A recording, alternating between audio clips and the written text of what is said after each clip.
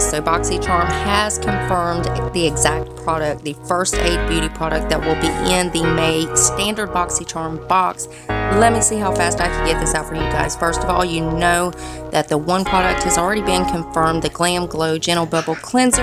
That has already been confirmed. And now we have the First Aid Beauty product that's confirmed. It is going to be the Coconut Water Cream. So first I'm going to show you a couple of slides of the Gentle Bubble Cleanser. That is the Glam Glow product. That has already been confirmed. We've already known about this for a while. And then I'm going to show you some slides of the First Aid Beauty Coconut Water Cream. Now this is supposed to be very hydrating and it's supposed to be really good for fine lines and wrinkles and all of that. So this has been confirmed, and there is another confirmation on another product from the limited edition skincare Boxycharm box. That is this Glow Recipe Watermelon Mask.